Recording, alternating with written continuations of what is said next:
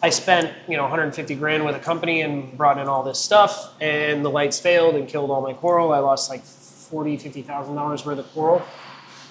I came in over the weekend, we were closed on Sunday, so I left on a Saturday, looked at the cameras, and saw that after I left on Saturday around 8 o'clock, 10 o'clock at night, the lights popped back on randomly. You're now tuning in to Unfiltered! Make sure I get. Remember that time, Cody?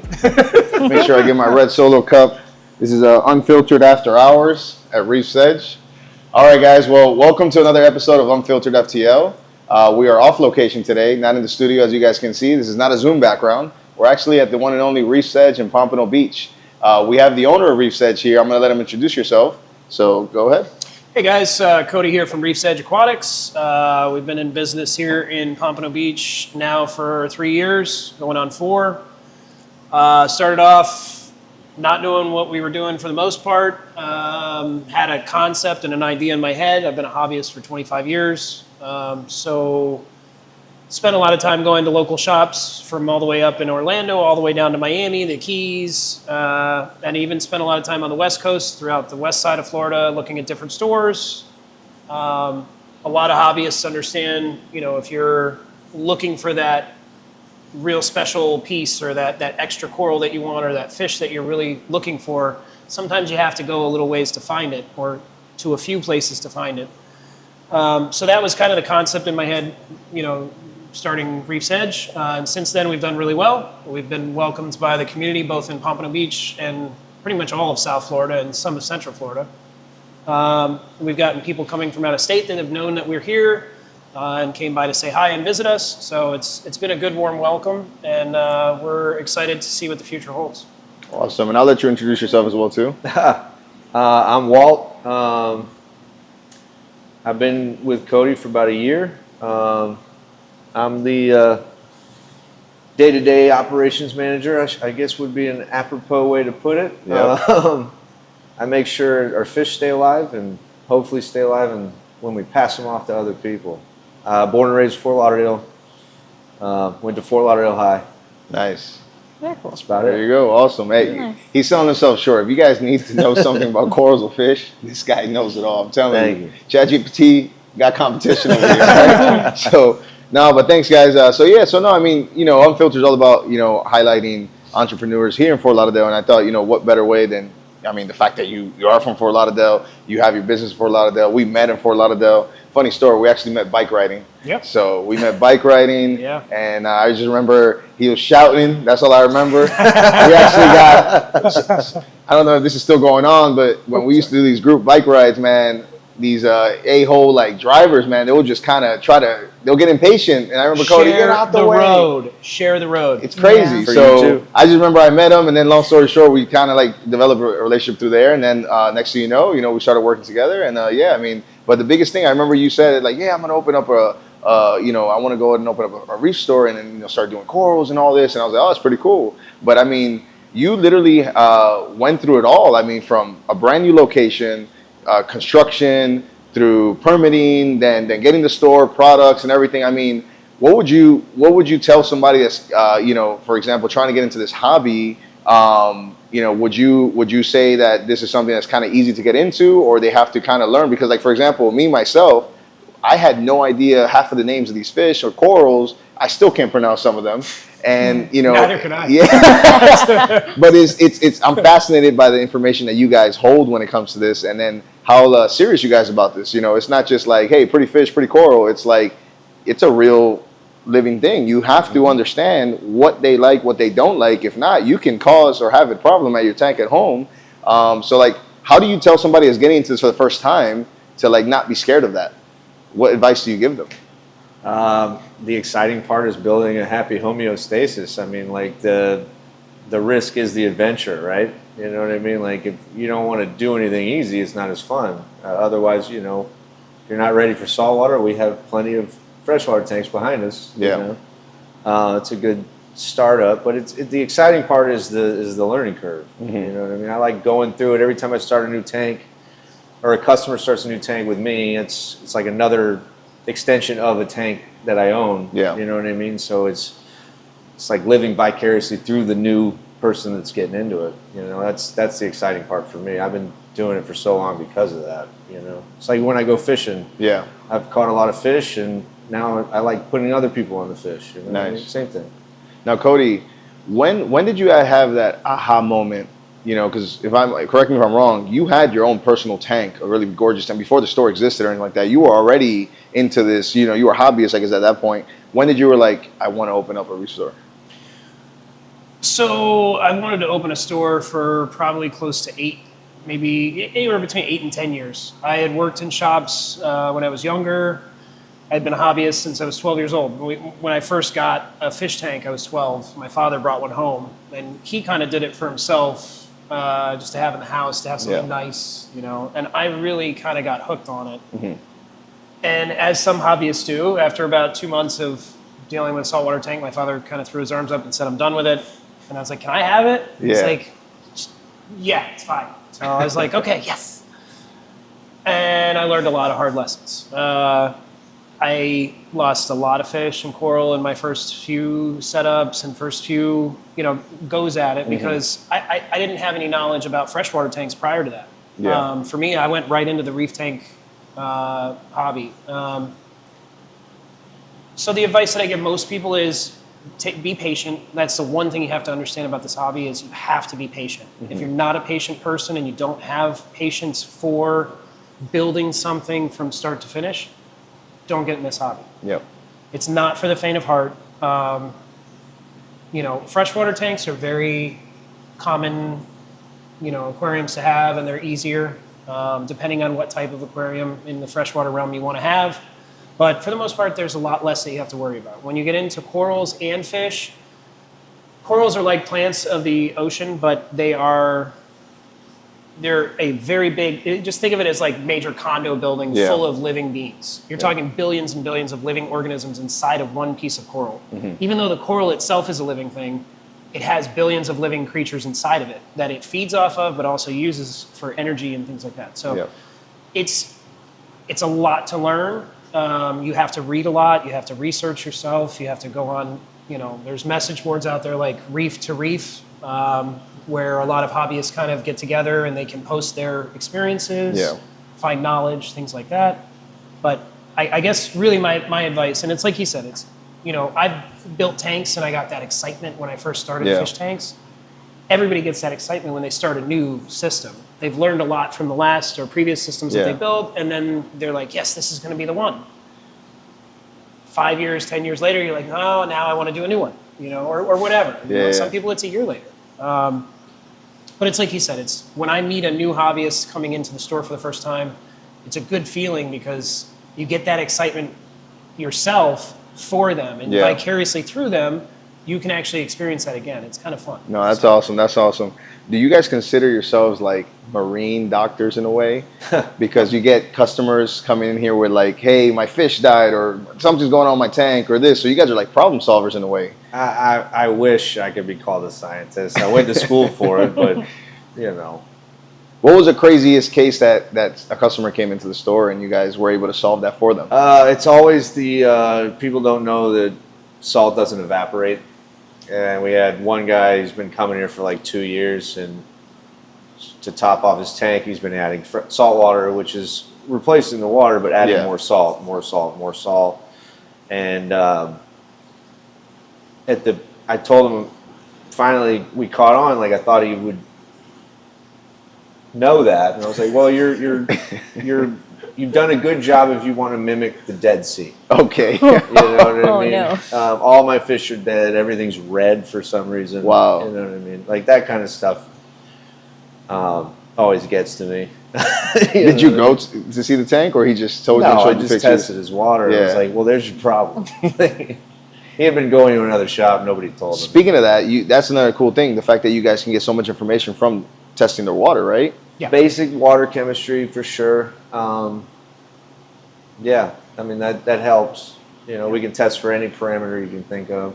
We can target that. Get to the bottom of it for sure. Yeah. So perfect example for me. One of the craziest things I had happen. I was on a service call at a customer's house, he had a really beautiful reef tank. I had been there several times to maintain the aquarium for him, and he kept complaining that he's like, I don't know what's going on, but my corals are starting to deteriorate and lose tissue. They're getting what's called reticulating tissue necrosis, or RTN. Okay. So basically the tissue on the bottom of the coral starts peeling away from the bottom up until the coral dies off. Wow.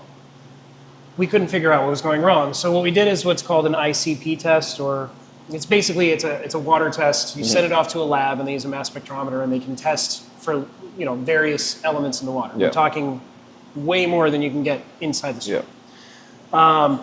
And what we found was really high levels of like tin, chromium, and certain metals. And I'm like, it's indicative of rust. You know what I mean? Like something is corroding in the tank. So I went through all of his equipment. He had no metal brackets holding any of the piping or anything together. So I'm like, man, where is this coming from? And I went to go close his cabinet door, and as soon as I closed his cabinet door, I heard a creak, like a sound, like a snap or a creak or a pop, very faint. And I'm like, what was that? So I opened the cabinet back up and I looked, and his hinges were completely rusted from all the salt corrosion. Yeah. So a common thing to do is take Vaseline and rub it all over your door hinges constantly. You take a rag or baby oil or something like that and keep them from getting rusted. But he didn't. And I guess every time you would open and close the cabinet, little specks of rust were going into, or the coating off of them were going into his sump. And I guess they were bleaching. I mean, you wouldn't think that something like that could be so detrimental, but he had very high levels. So we did, a major water change, put some carbon pouches in there to get rid of all the toxins, and cleaned up his sump a little bit in some of the areas, replaced his door hinges, did another ICP test, nothing. So, wow. But it was crazy. That's. I mean, you would never think of that. Wow. That's. Yeah. I mean, it's a guessing game. It's I mean, again, it's just like us humans. I mean, we can get sick. We don't know what it is. There's something 100%. In our body somewhere, So that's what I was saying. Like, you guys are technically like marine doctors in a way, because you're getting people like, help, my fish is dying or something. What's going on? So that's pretty cool, because I've seen it here firsthand. You guys, I mean, even here. I mean, technically, you guys have all of these different living organisms here that you guys have to take care of. And if they get diseases, I mean, sometimes you tell me crazy stories. And Neil, like you were telling me earlier today, I'm just like, messed up some of the coral, but you said that's normal and the nature happens all the time. So I'm like, it's more of a, it sucks for you because you got to reconstruct everything. Experience-based knowledge, for sure. Yeah. No, that's pretty cool. That's pretty cool. Now, question: what was probably the most exotic, or one of the most exotic fish that you guys have purchased here at Reef's Edge? So many. It could be more than one.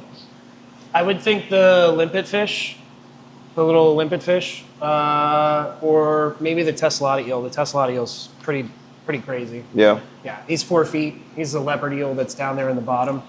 I mean, we've had a lot of crazy venomous species too. I mean, all different color rhinopia scorpion fish, which will light you up, kill you if you're allergic to bees. Yeah. Oh, can cause anaphylaxis. Yeah. We have a scorpion and a wasp fish in right now. I have a freshwater fish that's one of one in its genus. Wow. Which is, I mean, if you're talking rare, it's the only fish in the family. It's the four-eye fish. They have 2 pupils, 2 eyeballs, so they can see above and below the water simultaneously.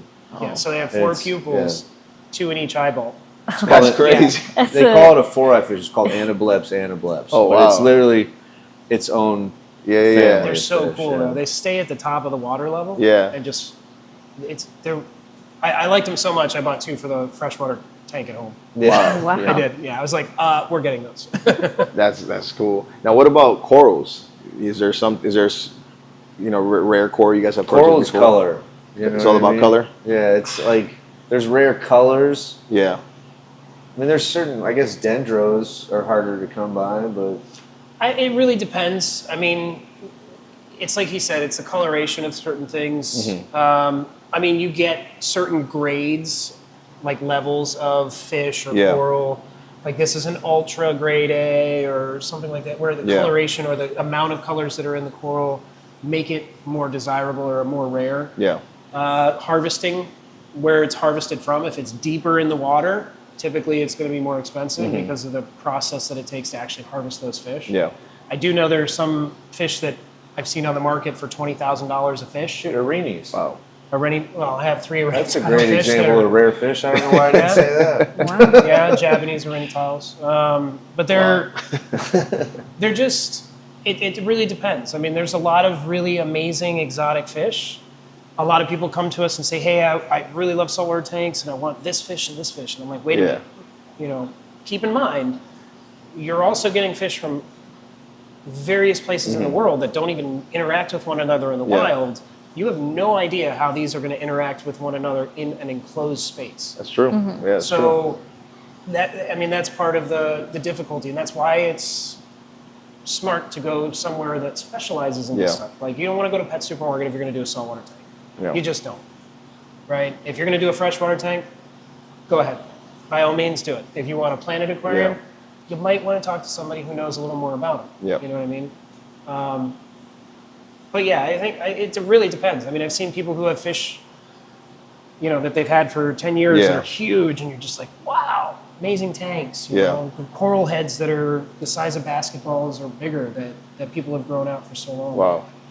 But for us, it's really kind of a hit or miss. It depends on where you get the coral from, which wholesalers you deal with, where you're sourcing from. Now with people growing at home and starting up their own frag businesses in the garage, which is happening a lot.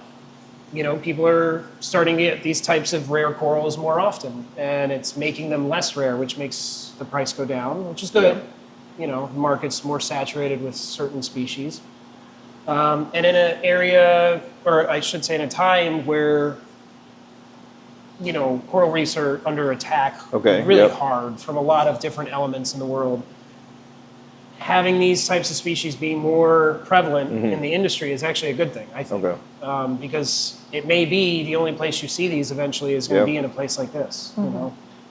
I know. Unfortunately. Now, speaking of that, I know that when even before you opened the store, you were always wanting to kind of help any cause when it came to either saving the reefs or saving, because like you said, like there's areas in the world, what is it, like Australia, Costa Rica, they have certain reefs that are they're endangered per se, or like kind of like they're not doing so well, so are you guys doing any efforts, or like I know sometimes you'll do donations and things like that, or to kind of give back, but we're buying from the same farms that are replanting. Okay. Right? So like when we get maricultured corals, they're growing them on racks or strings, like in a plot in the ocean.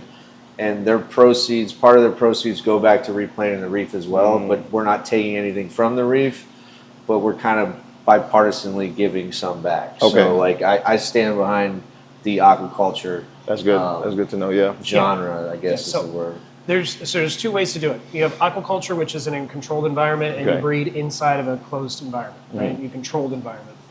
Maricultured is when, like he said, they have these huge plots out in the middle of the ocean in shallow reef areas, and they grow their own corals there. Now, they're not only growing corals for us in the industry, but they're also growing corals to put back on the reefs. Okay. Right. So it's kind of a win-win. When you source your coral from maricultured, plots in another country, you're also funding that operation, which gives back to the people who are That's there. good. That's Yeah. good. Now, as far as us donating back from sales, it's tough right now for us because we're still in our first 5 years of business. Yeah.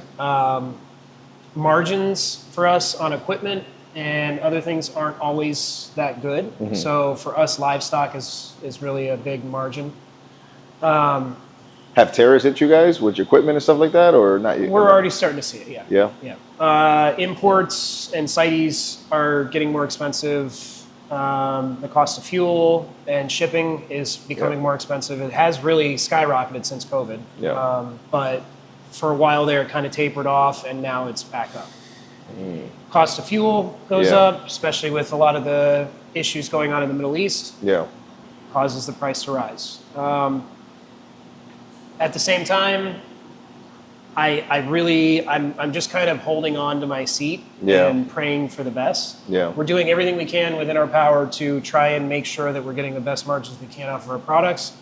But at the same time, sales tax, employment tax, a lot. Insurance has gone through the roof. Yeah. It builds up. Yeah. And then on top of it, you've got, it's tough in this industry because a lot of people who are hobbyists will grow at home Yeah. and will sell. And I'm all for it. I'm very supportive of the home-based growers and the businesses, collectives, things like that, because I think it's good for the industry. But at the same time, it's tough on us because we have to collect sales tax. We have all this overhead, and they don't. Yeah. You know, they don't pay sales tax. They don't pay incorporating a business and filing their state or annual, reporting, and they don't have to pay for insurance and workers' compensation and general liability and all this other stuff. And if they're homeowners and they're growing in their garage, they'll know your property taxes and insurance have gone up like 40% in Florida over the last 5 years, which is insane. Yep. So are the businesses. We have to pay what's called the CPI index, which is basically every time interest rates and all of this information comes in from the economy and the way the pricing is on commercial real estate, that basically determines what we're going to pay. Our insurance goes up, my rent goes up. So it's tough. And that, on top of it, everything is becoming more expensive. So, but I try to see where we can make the best we can do in terms of donation. Is we try to help hobbyists by doing tank giveaways. We give a lot of discounts. That's what I was going to say. Like, there's a lot of times that I've seen that you giving back. I mean, and that's essentially, for them to start out or to even upgrade what they currently have. And I think that's a huge boost, and it showed the loyalty that you have to the community, the fact that you're like, hey, I'm all about helping you guys out as well too. And I think it kind of shows as you have repeat customers. One thing that I was kind of curious about was, how do you guys keep up with the technology? Because I remember the last time I had a fish tank, I was probably yay high, and I think my dad just had a little filter on the thing. That was the highest tech that we had. There was nothing else to plug in. Now you guys, if we were to uncover these shelves here, there's so much tech underneath these things that it's almost like a robot's down there, right? You can still do a low tech tank. Yeah. So, but in your guys' case, the industry is always changing, new tech, new this. So, what do you guys do to keep up with that kind of information and stuff like that? We have sales. That's appropriate. Well, it's tough because a lot of these companies are releasing a set of lights that are the newest, biggest thing, and then 2-3 years later they come out with generation 3 and then generation 5, and then it's like, well, they get crappier and crappier as the new generations come out. Like iPhones. And then, the quality goes down the tubes, and then you're paying more money, and they become more expensive. It's like, what is going on here? Like $1,000 for one light, and you need 4 lights. Because that wasn't exactly what you said. iPhones. I was gonna ask, when do you know you need to upgrade? If you already have a tank that you have for 5 years, is it just because they keep coming out with lights and new tools and all this? Do you have to continue upgrading, or can you maintain? Question. Nope. Honestly, I mean, I've seen people tough answer. use cheap knockoff lights that they got on Temu or something like that, and they're growing beautiful tanks just like anybody else. They're using some of the most rudimentary equipment. The coral be your guide, right? Yeah, pretty much. It's as long as you keep good water quality, you maintain the tank like you're supposed to, you follow the basic essentials of keeping fish healthy and happy and keeping your corals healthy and happy, you're going to do well. Yeah. That, and like I said, it's just a really good amount of patience. No, definitely. The ability to read and learn things is the most important. Yep. Well, and most of the automation, aside from the lights, most of the automation is to make your life easier. So, if you want to do the work, you can still do it old school. That's true. But you got to do a lot more work. There's a lot more footsteps. Yeah. If you automate everything, you read everything in the morning, and you all right, here's what I need to do today, and that's it. Now, I think you know this from experience. Just because there's some companies that do have an automated system, or whether it's lights or the system and stuff like that, that doesn't mean that it's set it and forget it. Hell no. Shit always can go wrong, right? Yeah, 100%. There's always a variable. Right. So, which will then cause failure in the tank, meaning dead fish, dead corals, and there goes your money that you just spent, and time, because you're building this, right? And it goes through a process, right? So, a lot of people, maybe talk about the fact that people that are starting out don't understand that there's an ugly phase in a tank when they're first starting. Yep. I remember you were doing this tank here, and I was like, yo, is everything all right? And you're like, oh no, it looks great. And I'm like, I don't know, man. The sewer water outside looks better. He's like, no, it's going through the phase. Immediately going to my that's like right after your cycle. You know, once you cycle and your ammonia and nitrite's been converted, Yeah. you get a bunch of brown algae. But then you have all the microorganisms that start growing and eat all that diatom algae, and then it's fine. But you know, there is that ugly brown phase. It's I mean, the thing about it is a really well-established tank takes time. Yeah. This hobby takes time. Yeah. 100%. I see it 9 times out of 10. People are going to start, and a month later, they're like, "Oh my God, this tank looks horrible, and I can't do it anymore." And we're like, "You've only had it for a month. Yeah. It's like 4 weeks. It's like it's not going to do it overnight. Like most of the coral reefs on the planet took tens of thousands of hundreds of thousands of years, if not millions of years, to get here. You're doing it in 1 month? I don't think so. Calm down. Take your time. It will work. Yeah. And what we try to do here is, you know, Walt has his own way of working with customers. He has his own personality and the way he handles people and does things. I have my own way. Right, you do. My daughter, she works with us. Her best friend growing up works with us. Yep. They all have their own way of dealing with people and talking to people. Even my daughter, I told her, the main rule that I have in this company is don't ever tell anybody something you don't know the answer to. Yep. Don't be ashamed to look it up or even call one of us and ask us. 100%. You know, Yep. we're okay with that. I'm not going to fault you for that. What I'm going to fault you for is telling somebody something wrong and then they come back and say, hey, my fish died because she told me this or he told me this. Yep. The other thing I always think too is I went to a lot of stores when I was a hobbyist only where they push a lot of stuff on you and try to get you to buy things because they're in a business to sell stuff. And I understand that completely, but you're not going to build a following by pushing stuff on people and forcing them to spend money. That's not how it works. Yep. And any smart business owner, especially any smart business owner in South Florida, knows that if you're going to start a business, you got to have 2 things: thick skin and deep pockets. Yeah. Especially in this place. It's a roller coaster. So It's you gotta ride that wave too. And also helping customers to understand and know the risks helps a lot too. Yep. You know, there's a lot less pushbacks when they know that they like, all right, well, this one might be a gamble, but it's up to if you want to try it. You know, that's you can do that. You just when you like you said when you're pushing stuff on people. I tell customers all the time. You know, I can sell you the world, but I'd rather you have a good experience. Yeah. You know, just trust my word for it. You know what I mean? So that helps a little bit too.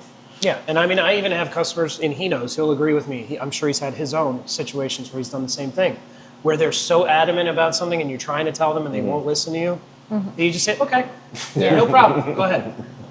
Go ahead. Yeah. Yeah. Then they come back 2 weeks later and it's like, yeah, that fish, it died. Should've And I'm listened. like, well, I tried to tell you, and I really tried hard, but you were adamant about it, so I just let you do your thing.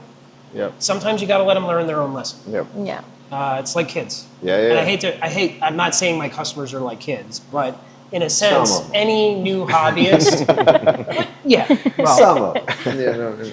but any new hobbyist in any They know who hobby, they are. period, is like a child. Yeah. Right? You don't know what you don't know. And if you go walking around like you do know what you don't know, you're going to find out you don't know what you don't know. Yeah. Knowledge is power, I think, and then there's also a help, especially. I mean, it doesn't matter what it is, whether you buy a new TV or you buy a dog or whatever the case may be. If you got to understand what it is that you just bought yourself and how to handle it and how to train it and whatever it is. So same thing here. I mean, if anything, that's the one thing that I've learned just being around this industry with you guys is the fact that you have to read, understand, and it's almost like a math equation, but it's pretty cool because as you're digging deep, there's so many different scenarios, like, oh, this can happen with this, It's a or this rabbit fish hole. can't do this, and then you next thing you know, you're 10 pages deep in Reddit, and I'm like, how did I get here? I'm like, what is going on? Oh my God. lot And of then it's like variables, squirrel. yeah. Oh, what's Yeah. that? I didn't even know that existed. Now I Yep. know this exists. Now I can forget this. I want to read about this. Yeah. I mean, 30 years of doing this, and I'm still learning something Yeah. new every day. I mean, it happens. Like when there's so many different variables, like Yep. I don't know every organism in the ocean. Yep. Like sometimes one pops up, and I'm like, crap, I got to deal with this now. But, you know, that's what's fun about it. I mean, Yep. why do anything? If you're done learning, you might as well, Exactly. go to the farm. You know what I mean? Yeah, I think Kayla had a couple questions that she wanted to. I did want to know a little bit about your core customer base. Like, who mostly comes in? Like, who's looking in? That's a hard answer. It's actually a varying group of people. It Okay. really is. It's a Eclectic. very eclectic. Yeah, Yeah. absolutely. Like it's not your normal cliquey Yeah. kind of cliche, or it's not like a specific group. Yeah. I get kids that come in here. I get parents with their kids. I get girlfriend, boyfriends. I get married couples who have kids that bring their kids in, Yeah. and they all have a tank at home. I have single guys. I have single women. It really, it ranges anywhere from people in their, 15, 16 years old that are interested in tanks, all the way up to people in their 80s that come in It is here. pretty wild in that way, for sure. Very cool. It's a very, They It cover appeals the to wide range. everybody. it you know? is. Yeah. It's a general, just No, a they cover the general. wide range. You get the bug, you get the bug. You know? It's like golf. Well, It's not like for golf. any one That's person. This and is not more everybody's forgiving great at than it, they all love it. Yeah. Yeah. No, that's a fun one. I know you guys talked about is it a proper term fragging? Is that what it is? I'd frag that. That's the shirt right there. So are Yeah. you guys did you guys start, I guess fragging or I'm the farming Vincent and Van creating- Gogh of a bandsaw. Yeah. How does that work? I've cut Oh. so many pieces of stone. It's incredible. Is there a way of doing it where it can harm the coral, or Well, you have to? Yeah, you're cutting a living thing in half. Yeah, you or try to get in pieces. between the polyps the best you can, but sometimes you lose one polyp. But I think the biggest, and they don't you scream. you could disagree with me if you think, but I think the biggest issue with when you chop up coral or you cut it is not to kill it, is to prevent bacterial infection. Oh. Because when you cut through the tissue, you're making it susceptible to getting a bacterial or fungal infection or some kind of infection or Yeah. something that can kill it. Yeah. But that's an industry secret. Okay. There's tricks to it as Can well. we cut to the next clip? Now, how important do you think it is to kind of have a digital footprint in the sense that now everything's online, right? Whether it's social media, website, all of that stuff. When you started the business, what made you like, all right, I have to do this, because you can't do it like the old school way where it's like you open your doors and it's like that's welcome people in, right? Yeah. People aren't going to find you on maps and things like that. So, how important do you think that is in this industry? That's your department.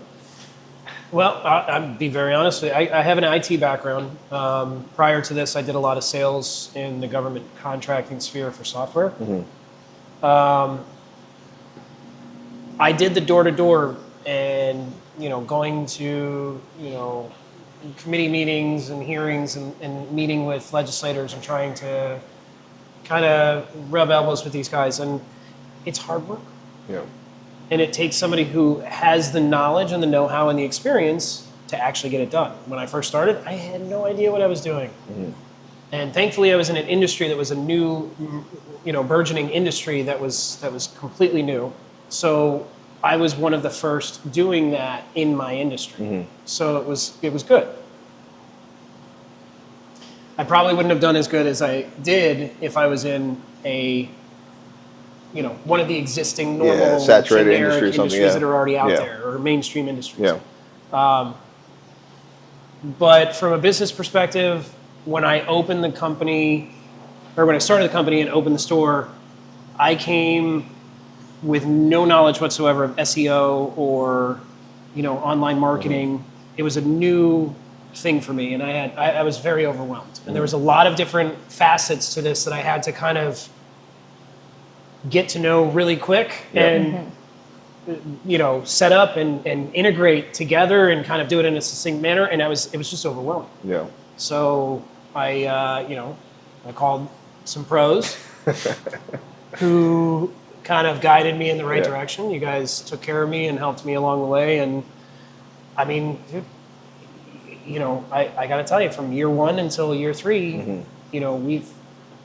I've seen the sales increase substantially, and the reach that we've gotten from putting our name out online has completely changed the game. Yeah. Now, with that being said, it's funny that you mentioned that, because I recently found out that one of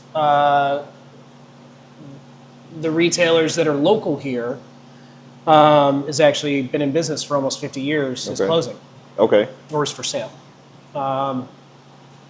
And the reason is because the owner is not so internet savvy, doesn't know the social media aspects, isn't in tune to the kind of TikTok and Instagram generation.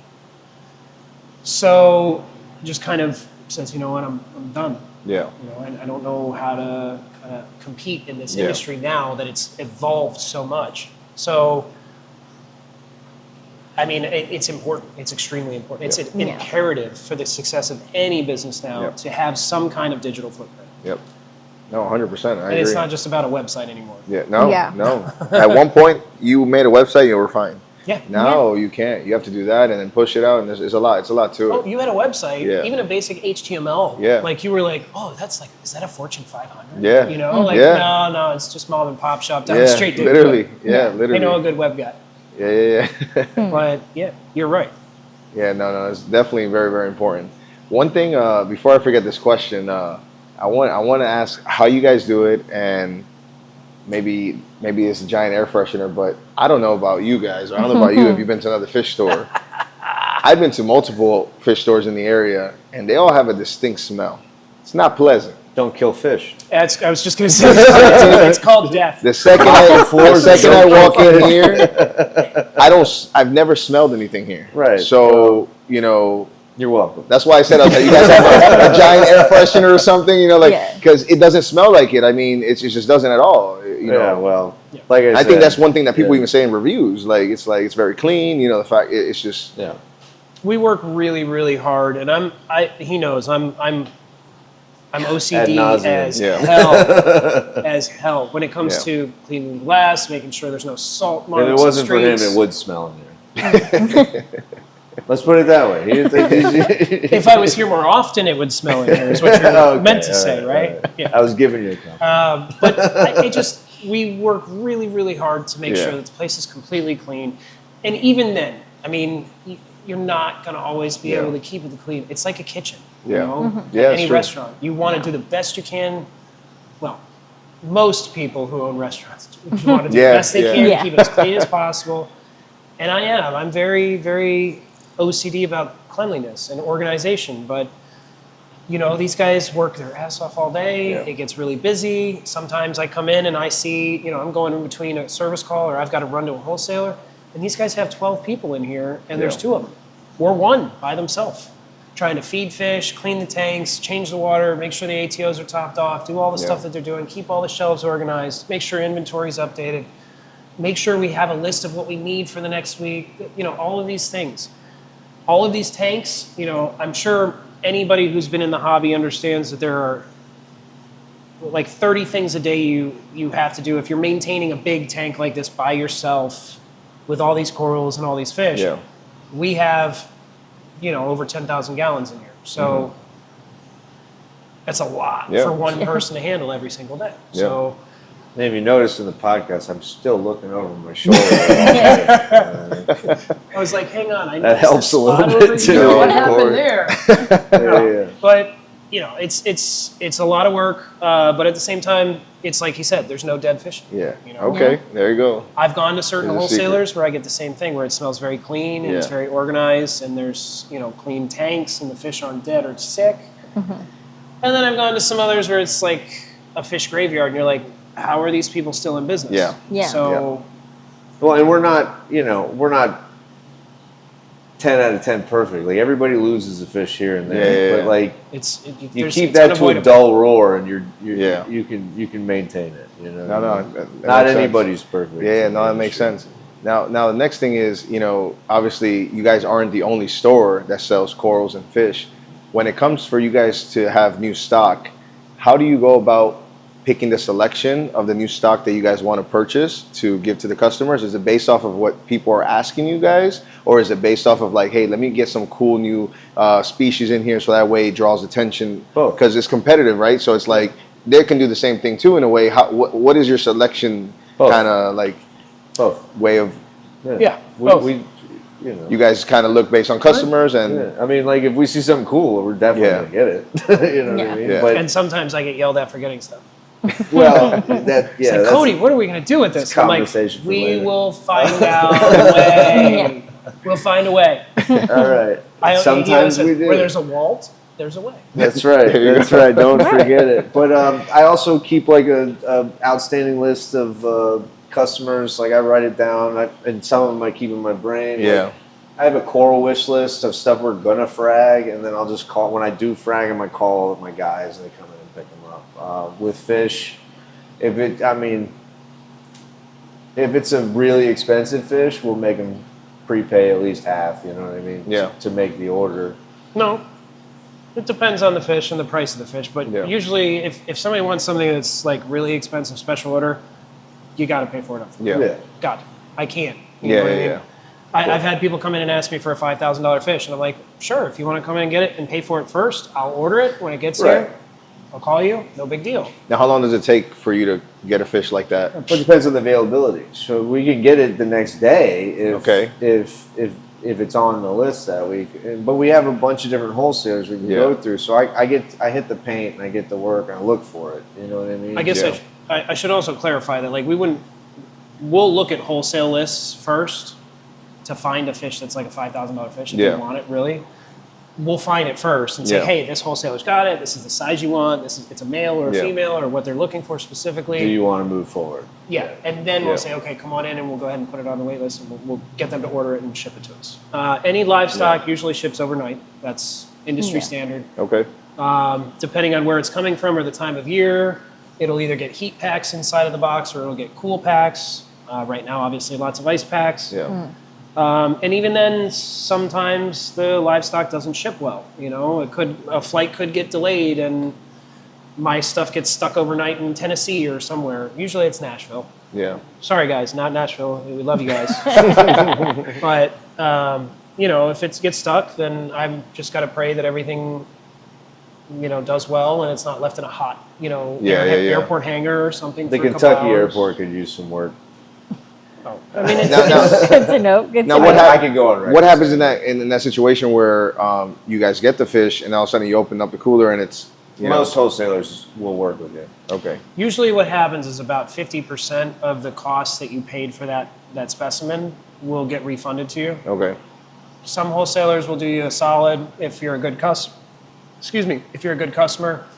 And others, you know, are kind of shady. And I'm the first one that'll blacklist a person who's a Yeah. wholesaler.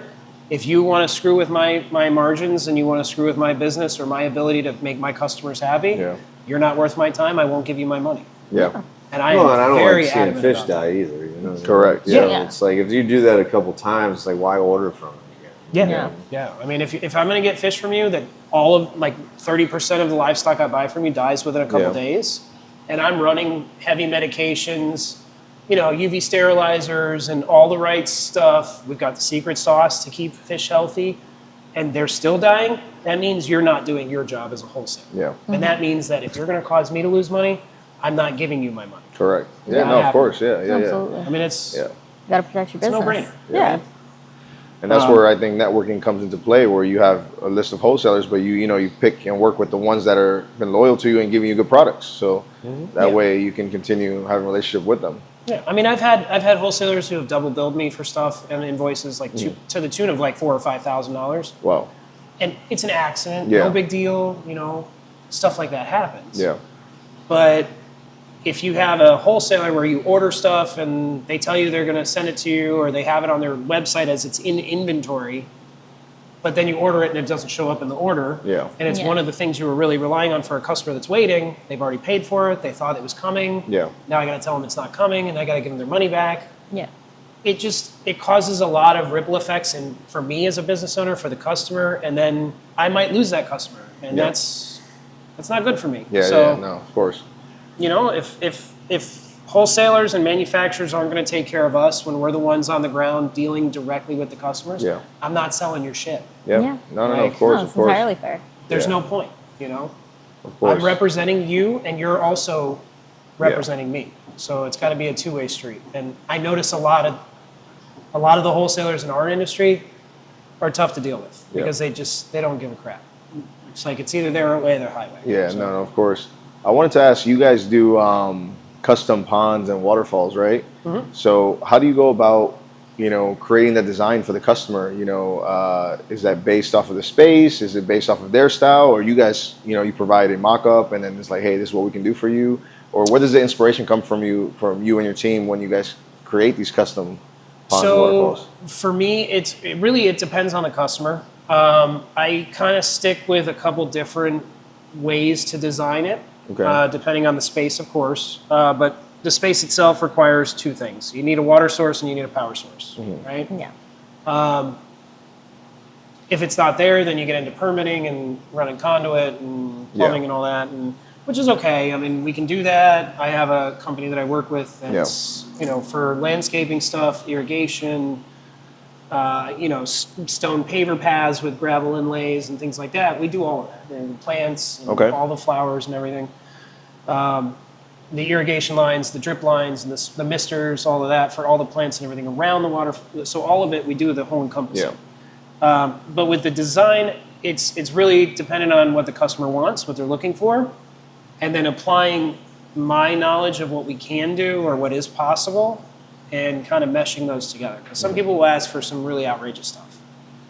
I had a customer who asked me if we could do a waterfall for their pond, but he wanted to use natural stone, but he wanted a huge rock wall. And I was like, okay. Yeah.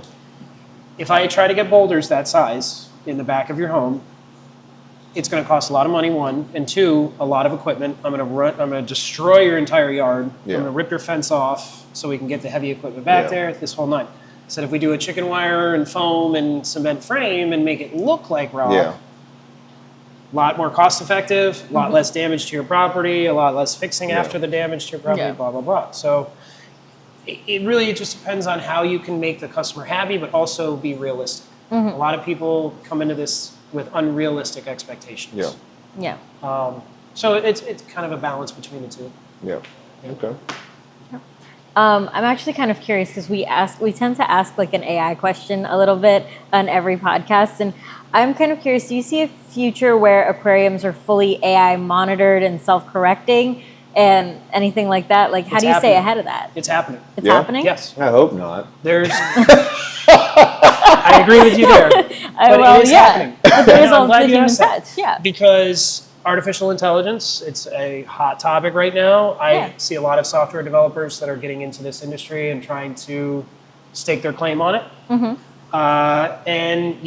Artificial intelligence is going to be an integral part of not just here in retail stores or at the customer's home, but also in major aquariums around the world. I mean, again, you're talking, 20 or 30 different species of living things inside of a tank together from all over the world in different places. We can't even get those kind of things to work here in our country. Yeah. How are you supposed to do that in this little 400-gallon tank? Yeah. Look who's popping up to say hey. Oh, wow. There we go. Got a special guest over here. I don't know if you guys can see it. That's Shrek. Yep.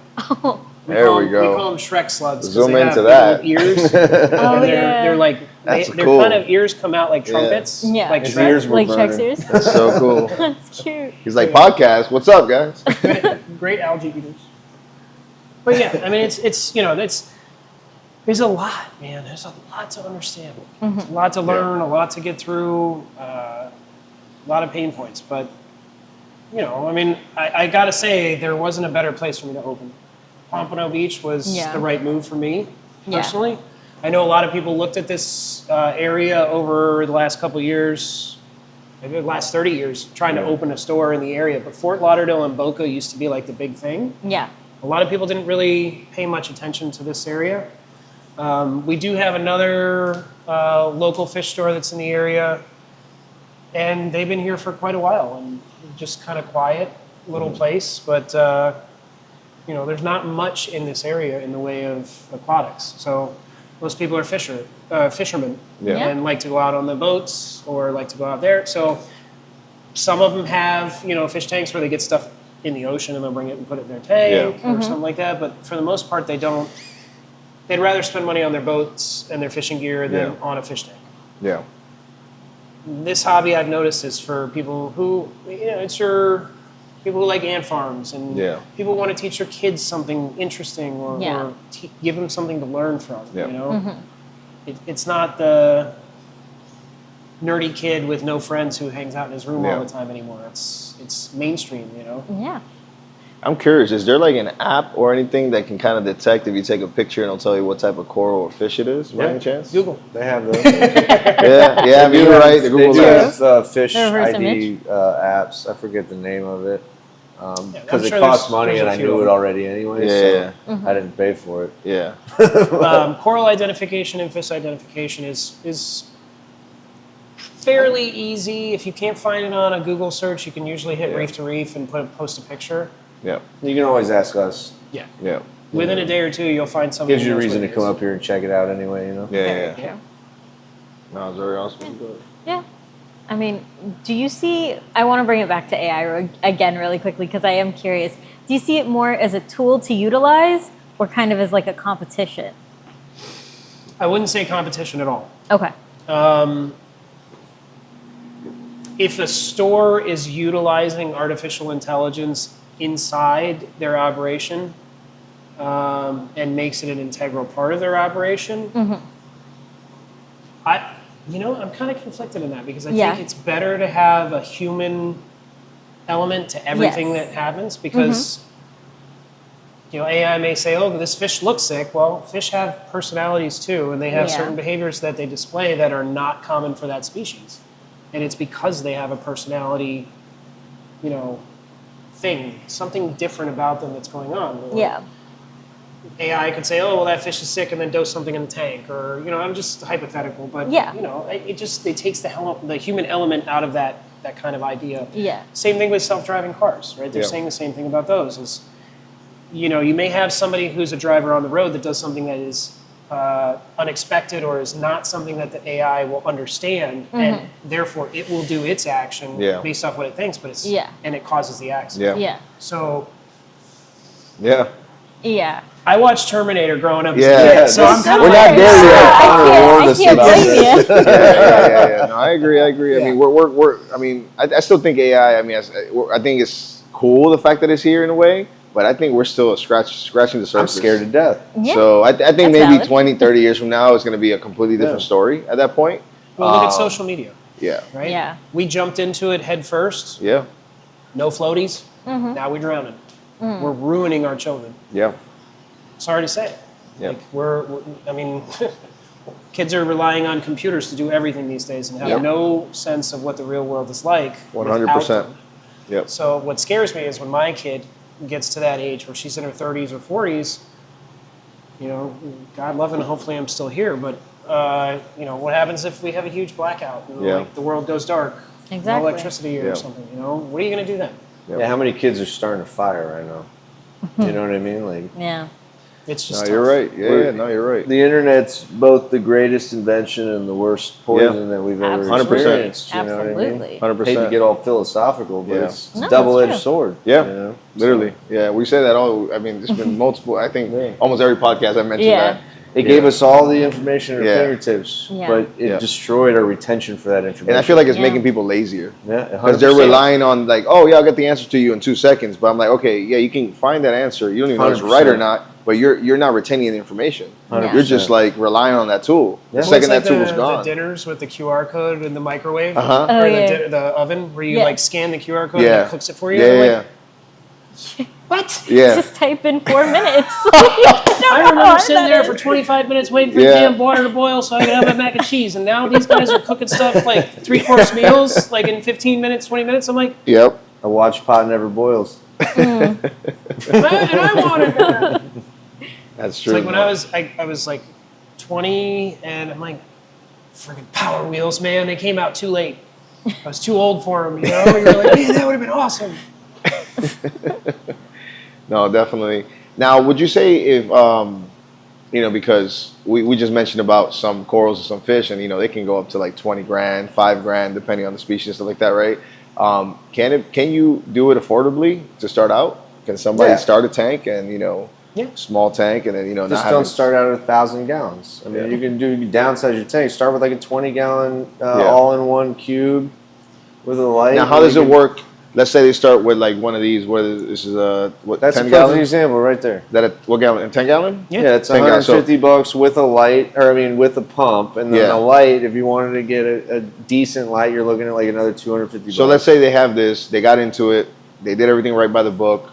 A couple years go by, now they want to go to a I always tell 100 gallon. That's what I always- happens. I always How tell would parents- you take all of that and then? You can move it. You can set up the new tank and then slowly move everything over. You know, it's. But there's always a risk that, you know, things might not. There's a risk in everything. You can walk outside this door and get hit by a city bus. That's That is true. true. That's true. It's minimal in the loss. Yeah. You might lose a couple polyps here and there from Yeah. coral touching each other, but for the most part, it's pretty doable. Like these 2 tanks that we're sitting over here, we just moved them straight from somebody else's house and set them up, and they've been fine in 3 days. Yeah. You know, there's ways around it. Yeah. You know. Okay. You know, it's very easy for somebody. I always tell people, if you want to do something good for your kid, instead of buying them a PlayStation 5, get them a fish tank. Yeah. You'll thank me later. You know, they'll spend more time with that fish tank than they would with a video game. Yeah. Oh, They that's should. true. You know. Yeah. Instead of being on TikTok all day and just scrolling, Yeah, scrolling, Doom scrolling. scrolling. Unless you're watching this podcast, and that's Yeah. an exception. But other than that, get off of it. A couple $100 America's bucks can get TikTok. you a nice small tank. Yeah. You can do something saltwater if you really want to. But if you know, $200-300 can do a freshwater tank, and that'll keep people going for a while. Now, like for example, like myself, right? I would love to have a tank where, like a 10-gallon, where I have corals, but I also have fish there. Do you recommend to just do the corals first, or do the fish first, or both at the same time? Hermit or? crabs first. Really? Okay. Really? That'll help with your cycle. There's something in there pooping to add to feed the bacteria to Yeah. build it up, and then you can put coral in fairly quickly, but you can Yeah. also do it simultaneously. The coral doesn't put a nitrate footprint like the fish will, so Yeah. just do your fish slowly, but you can do it at the same time as your coral. Okay. You know. Good to There's know. ways about it where you can do that. I always stress people not to overpopulate the tank too soon. Correct. That's the biggest thing. A lot of people come in and they get their tank set up, they get the rock in, they put the bacteria in, they're like, okay, it's been a month. And they go and spend $500 on like 30 fish and they put it in the tank all at once. That's the And it's problem. like, Yeah. boom! Yeah. Might as well have just shot the thing. Everybody wants to start at the finish line. Yeah. Yeah. A lot of Again. new tank stuff, we're coaching them out of it. In this industry, in this hobby, patience is a virtue. Yep. Yeah. Now, I don't think I've ever asked this question. Why the name Reef Sedge? Where did it come from? You know, I just liked the name. I actually, you know, Valid. back in 2014, so yeah, 2014? Yeah, it was about 11 years ago.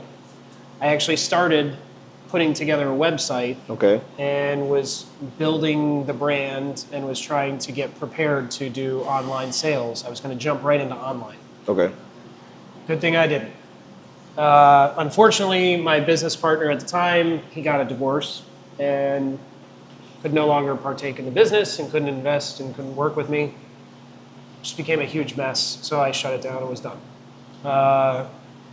The second time, thankfully, I was in a better position to do it, and we just pulled the trigger. And Reef's Edge, when I thought about the business name, I had looked it up online, and I guess there was another Reef's Edge out in Davie, an old business, Yeah. not related to us. Yeah.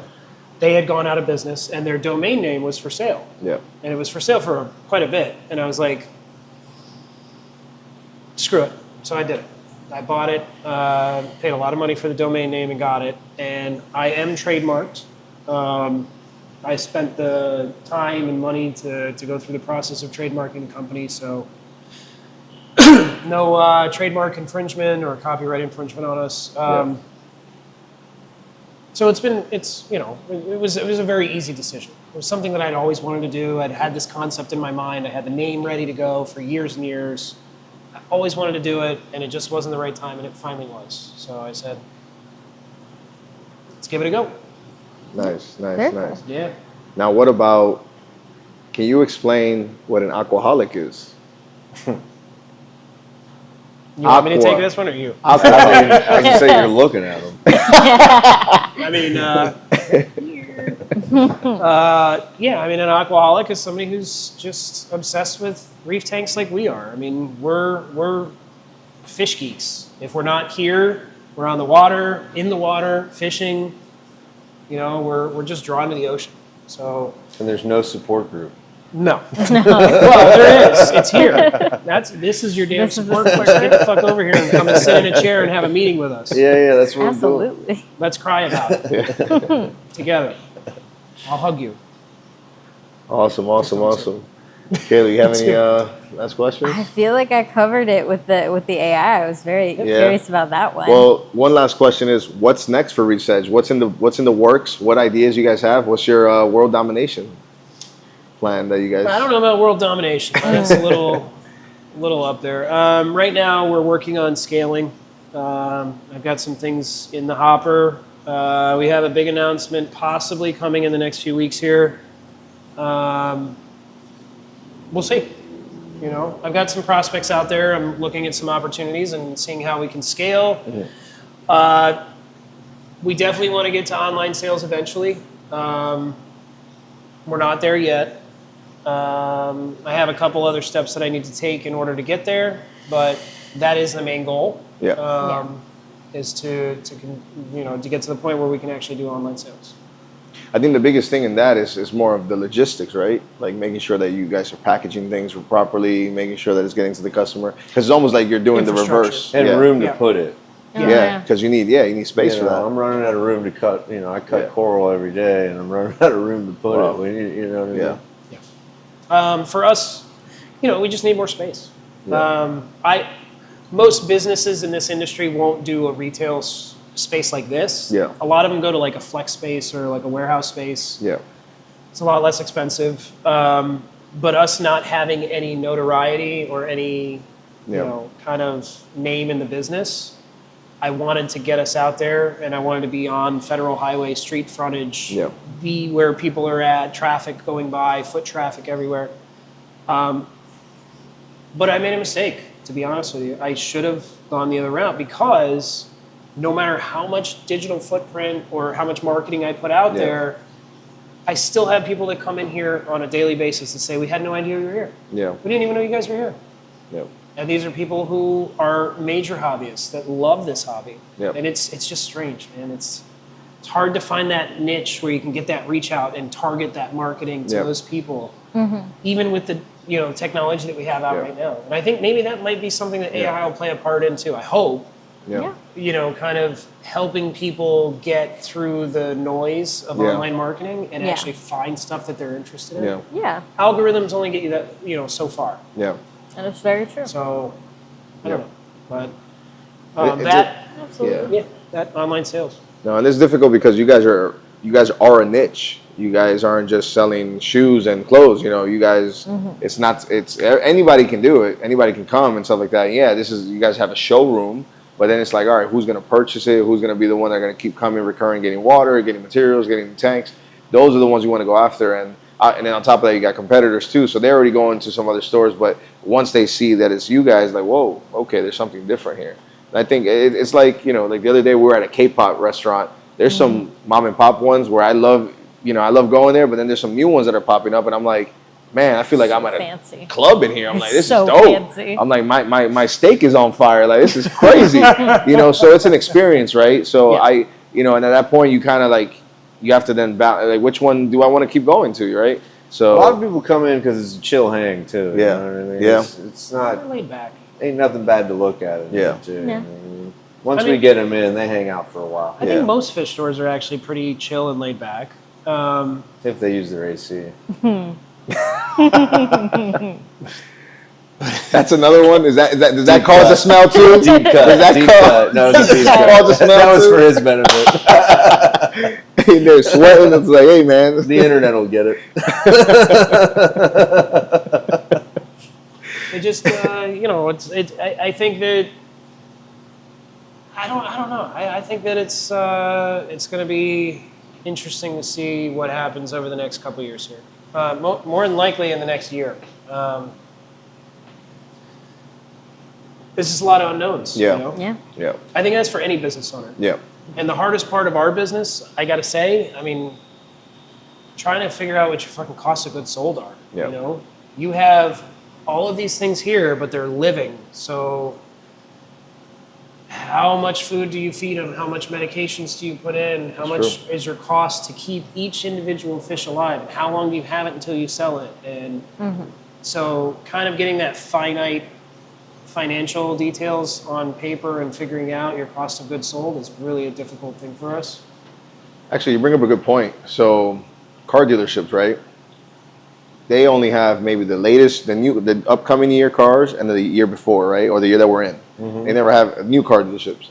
So they just keep rotating at some point. Do you guys have that type of rule when it comes to like fish and corals? Like, hey, this fish has been here for 2 years, like it's time to sell it or Well, put it the on fish sale? has been there for 2 years. That's a problem. Because the food bill alone, I mean, That's why I was Yeah. kind of getting at, yeah. I'm like, I need to get rid of the tang that's right behind you. It's $900. He's been in here, he's eating well, and he's perfect. If anybody wants a black tang, I did have somebody hit us up. It's funny he mentions that. I did have somebody hit it's us a big up. purchase, you know. Yeah. But He's coming in tomorrow. Yeah, cool. Yeah. That's how I think of things. I It's mean, like, how much food do I have invested in? A black it? tang is a very expensive fish. Yeah. It's a Hawaiian fish. It's a coveted fish, and that one's a larger size, and he's very healthy. Yeah. Oh, he's a perfect specimen. Yeah.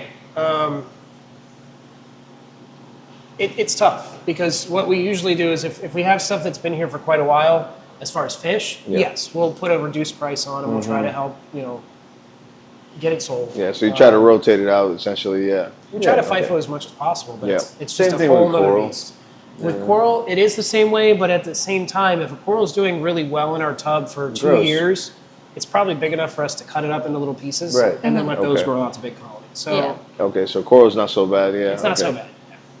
Yeah. It's a lot harder to kill a coral than a fish, too. You know what I mean? Yeah, and really the hardest part, I think, and he might say the same thing, he might not, but is pest control.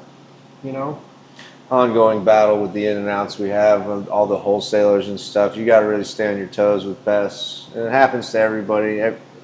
Dip your coral, people. Yeah. You know, Quarantine your fish. gives you peace of mind and me plausible deniability. Dip your coral. You guys got a whole back room over there for that, right? Yeah, I mean, we dip everything that comes in, Yeah. but you never know. I mean, Yeah. you get too trusting, you end up with flatworms or something. You Which know, we we've had. I did it once. I'm guilty of it myself. It's like, they've been in the tank for a couple days and they seem okay. I'm just going to put them in the show tank, no problem. And then I probably have over $100,000 invested in the show tank, and I just put a couple corals that I thought were okay, even though we dipped them, and they had flatworm eggs on them. And the flatworm eggs ended up hatching. Even though we brush our corals off Yeah. with a toothbrush and do as much as possible to prevent pests, still. God The damn it, comparison to the 2 or 3 kitchen eggs earlier. will cause your and not knowing they're there until it's too late, and then all of a sudden you're like, you have a coral this big that's losing all its tissue, and you see all these little orange spots on it. You're like, How do you solve something like that? You remove the Eliminate coral? cross contamination and dip everything. get it out. You can- made you a can still comment save the about coral? in comparison to a restaurant industry. Like, this is a cross contamination nightmare. Yeah. Like, if you're not aware, like if I'm in a tank, for a while, my arm's saturated with the water, I'll dip it in a freshwater tank before I dip it in another saltwater tank. So freshwater will wash it off. Yeah. You don't have to go and get soap and everything. You can just dip it in freshwater. Okay. Kills everything off. Then you can go to saltwater. Different nets for different systems. It's crazy, the cross contamination for sure. If you use a coral or a net in one of these fish systems that has copper in it, and then you put it inside of one of the coral tanks, it can kill all the coral. Wow. Copper Wow. can kill everything. Yeah, I didn't know that. it could. I did not It's either. Yeah, if you not do- likely. Yeah, if Yeah. you do it over and over again, every time you do it, Correct. it's building up copper, building Yeah. up copper. If you're doing that every day, like, why is all my coral just bleached out or dead? Yeah. You Even know? and if you're not using chelated copper, your copper treatment that you're using in your systems can't be close to other systems because if it's not chelated copper, it can actually aspirate Yeah. and transfer over to your system. So they usually say if you're going to have a quarantine system, keep it 10 feet away from your normal display Well, yeah. because of aspiration and evaporation. Right. Wow. For chelated versus non-chelated, yeah. Yeah, chelated copper actually has a tendency to stay in the water a lot longer. So it Nice. doesn't aspirate or evaporate as much. Now one thing, and I think you may get I've seen the reviews, and a lot of the compliments that you get is your lighting systems. These are all custom, no? Like this entire Everything was. I wanted something that was efficient, cool, but also, user friendly for us. Yeah. So as opposed to me resetting the type of light schedule that I wanted, I put them on actuators to raise up and down. Yeah, because you have a pulley system here, right? They go up and down. These are all automatic pulleys, and they're on a tablet that allows them to come up and down off the top of the tank. Very. And then we did a DJ light cage that's actually suspended from the ceiling, lifting over all the tanks. It's really cool. It was actually not a bad way to do it. But yeah, the lights, I love the lights. Yeah. It's funny that you bring that up because we had originally gone with one manufacturer on our lights, and somehow the software was flawed or what have you. I don't know what the issue was, but it wasn't anything we did because we followed everything to a T. Mm-hmm. I've used the lights before. I've had no problem with them, and now all of a sudden we had a problem. So, long story short, I spent 150 grand with a company and brought in all this stuff, and the lights failed and killed all my coral. I lost like $50,000 worth of coral. I came in over the weekend, we were closed on Sunday, so I left on a Saturday, looked at the cameras, and saw that after I left on Saturday around 8 o'clock, 10 o'clock at night, the lights popped back on randomly. Some of them did. Not all of them, but some of them. Yeah. Randomly popped on. And I think they're getting ready to turn off here in a second. But that's because they're on a schedule. Yes. Okay. These are on he schedule. turned them on for a little while we were running. You want to grab the tablet real quick? No.